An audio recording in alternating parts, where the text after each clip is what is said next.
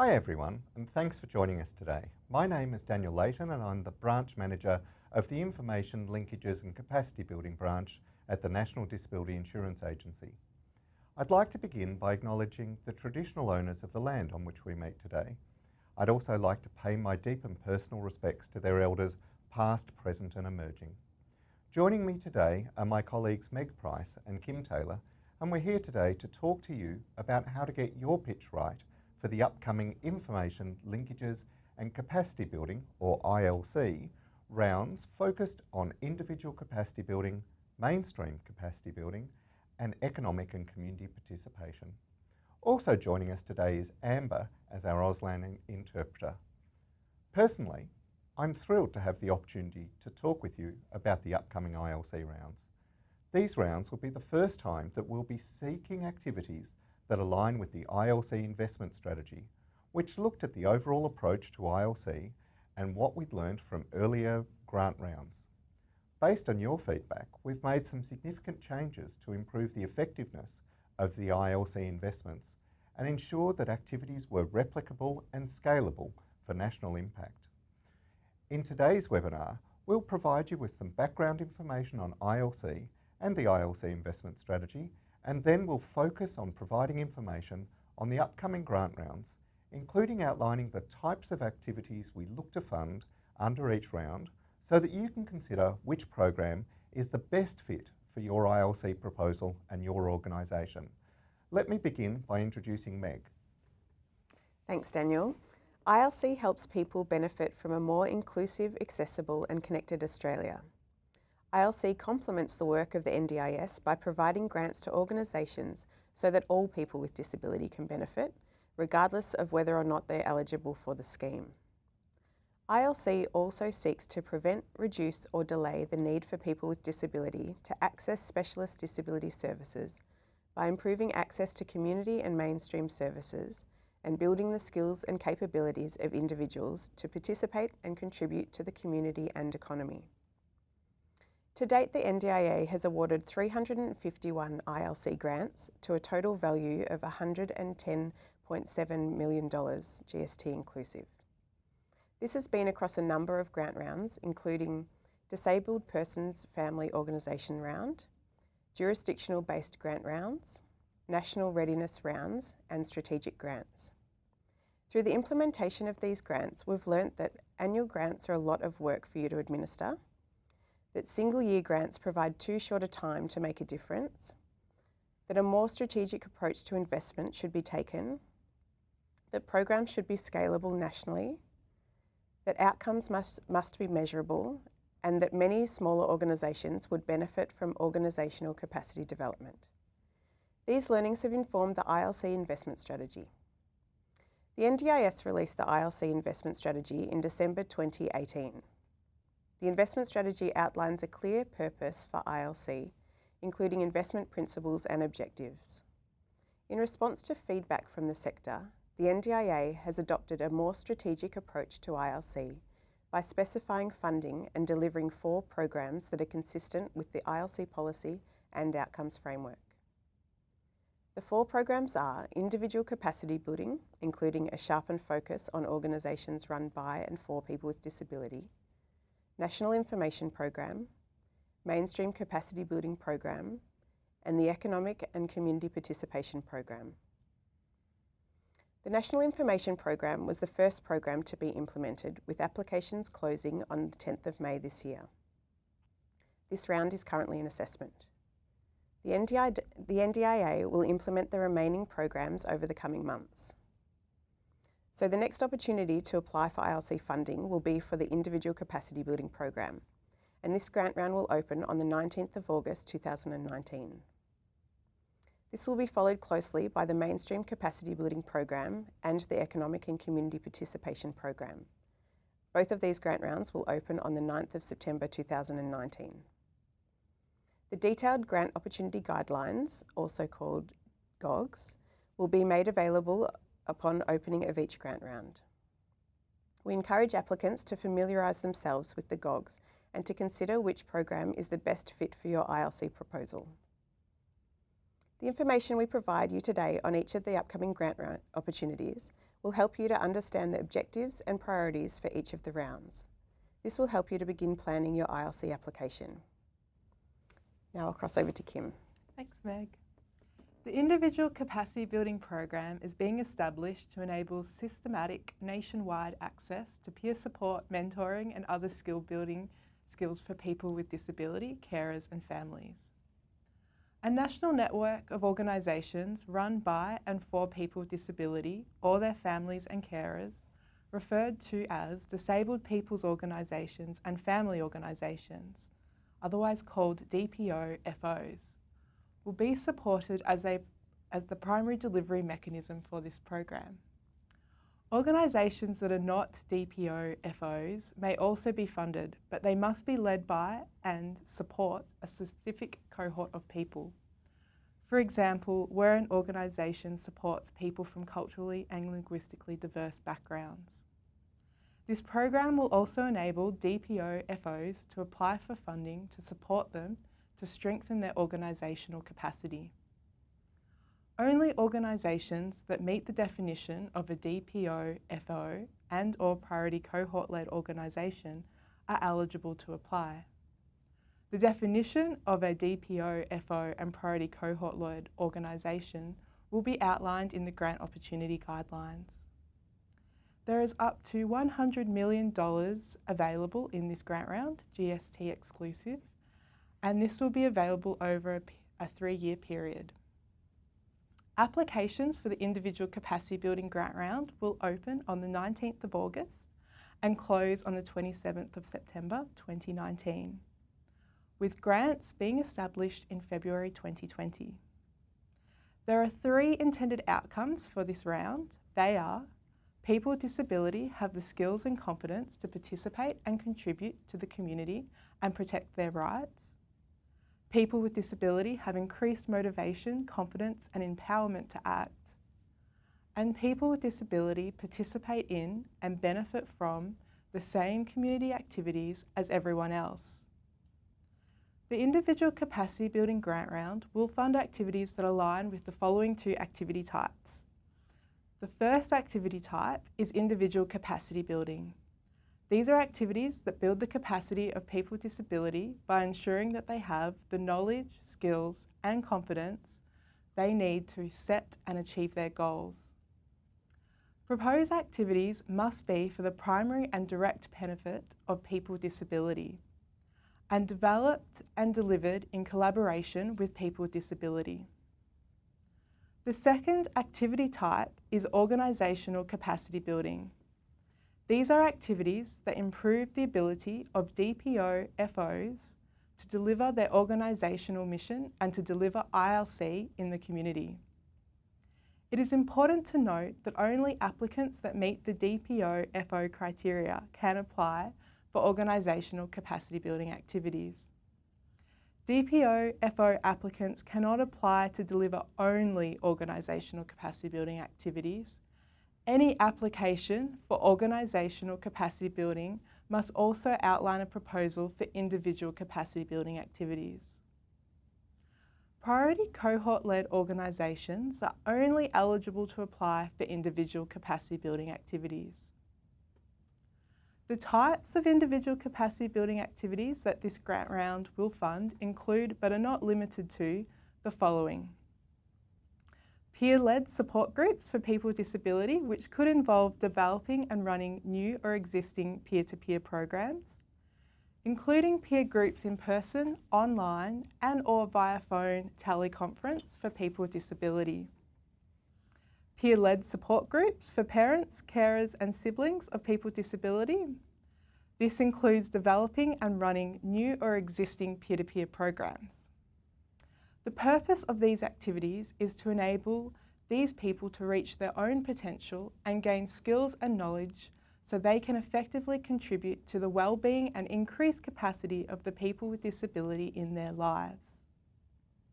Capacity building activities that enable people to speak up for themselves, which could involve delivering a peer training program that enables people with disability to build their capacity to voice their concerns, access information or resolve issues. Also eligible is projects about leadership and professional development activities. Individual or group-based, which could involve developing and delivering programs for mentoring or building individual capacity in engaging with shaping and leading in civic and community life. Also, skill-building activities relevant to the NDIS environment are eligible. These are activities that are led by people with disability, including self-management of plans and supports, for example, peer mentors for service navigation, peer-led capacity building for self-management of plans, improving awareness of quality service provision and supporting people to check and report on the quality of services, and building autonomy over one's life, including developing and enjoying choice and making and pursuit of active citizenship. Activities that build connection to community through improved understanding and development of knowledge and skills is also eligible in the following areas: respectful relationships, social connectedness, circles of support, microboards, communication accessibility, volunteerism, or development of other personal skills in this area. Other activities to develop the capacity of individuals with disability can also be eligible too, which could involve the establishment of piloting new or innovative supports or services led by people with disability, for people with disability. Scaling and extending previously ILC-funded individual capacity building activities where these activities have been evaluated and demonstrate effective outcomes for people with disability is also eligible. The types of organisational capacity building that this grant round will fund include, but are not limited to, the following: upskilling, training or developing existing or potential staff, volunteers or committee or board members to improve their leadership, skills and capability. For example, leadership training for staff, board members and/or volunteers with disability. Developing and delivering strategies and activities to strengthen the involvement of people with disability and/or families and carers in organisational decision making. This could look like recruiting and supporting staff and/or volunteers with disability, or supporting leaders with disability to operate effectively on boards and management committees. Other eligible activities include developing and delivering strategies and activities to support knowledge and skill transfer between board members with and without disability. Also establishing and maintaining partnerships to collaborate with other organisations. For example, developing formal or informal cooperative agreements to share resources or partner in program delivery. Also eligible is improving organisational systems or processes to deliver organisational efficiencies, including purchasing and installing a new member communication system, or strengthening the quality of organisational activities, for example, commissioning risk management framework. Also eligible is developing and implementing strategies to upskill the organisation or parts of an organisation to better function, or developing organisational strategy and future outlook, including conducting needs analysis to better understand emerging priorities or constituent groups, as well as scoping and developing a business case for revenue generating services that lead towards financial independence, for example, developing a new social enterprise. I'll now go back to Meg. The next program is the Mainstream Capacity Building Program. This program aims to support improvements in the delivery of accessible and inclusive mainstream health services to meet the needs of people with disability, families and carers. This grant opportunity is targeting mainstream health interface areas. Standard eligibility applies for this grant round, and eligibility will be outlined in the grant opportunity guidelines upon opening of the grant round. There's up to $64 million, GXT exclusive, available to deliver the program over the next 3 years, with approximately half available for this grant round. Applications for the Mainstream Capacity Building Grant Round will open on the 9th of September and close on the 18th of October 2019, with grant rounds being established in March 2020. The intended outcomes of this program is that people with disability use and benefit from the same mainstream services as everyone else. The types of mainstream capacity building activities that this grant round will fund include, but are not limited to, activities which aim to address barriers to accessing mainstream health services. These include activities that address the barrier of knowledge and capacity. For example, activities that build the knowledge of practitioners in relation to the person with disability and their particular condition. Activities that address the barrier of information, for example, activities for health professionals to support better understanding of the needs of people with disability, to navigate the health system and the complexity of multidisciplinary care. Activities that address the barrier of culture, including activities that build health professionals' awareness and understanding of cultural needs for people with disability, and activities that build the capacity of interpreter services to understand disability cohorts' needs and navigating the health system. Activities that address the barrier of attitudes, for example, patient-informed awareness raising to improve health sector services, respect for and understanding of disability. Activities that address the barrier of governance and administration, for example, the development of technology and service models which provide efficient and accessible administration processes for people with disability and build the capacity of the health sector to remove barriers. Activities that address the barrier of infrastructure and resource capacity.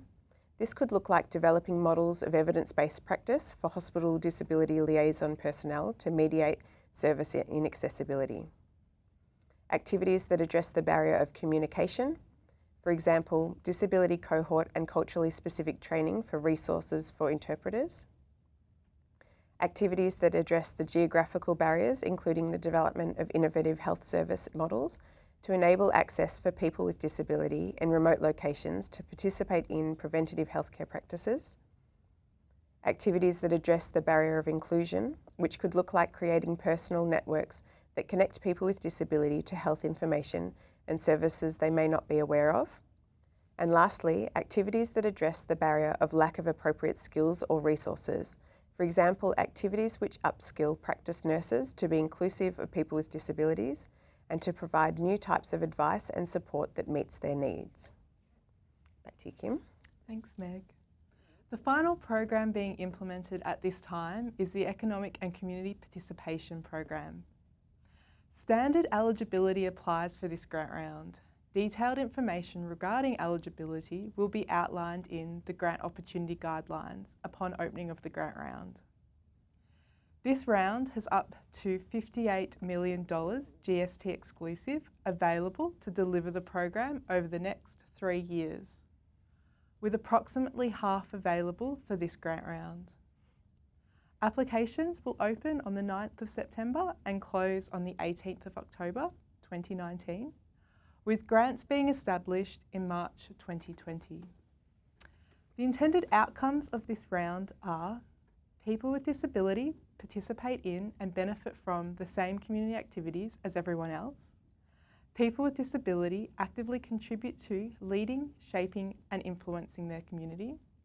And people with disability have the skills and confidence to participate and contribute to the community and protect their rights. There are 3 streams for Economic and Community Participation Program, with 2 of the 3 streams being commissioned in this round. The first stream is the Economic Participation Stream. This stream aims to build the capacity of the community to create opportunities for people with disability to contribute to community prosperity. The second stream is the Social and Community Participation Stream. This stream aims to build the capacity of the community to create opportunities for people with disability to participate in community life. The third stream, Activating Community Inclusion, will be commissioned at a later date. There are a range of activities that will be eligible for funding under the Economic Participation Stream. These include, but are not limited to, capacity building for employers' pathways to employment and fostering entrepreneurship. Capacity building for employers' activities to increase the knowledge, motivation and confidence of employers to seek out, employ and retain people with disability.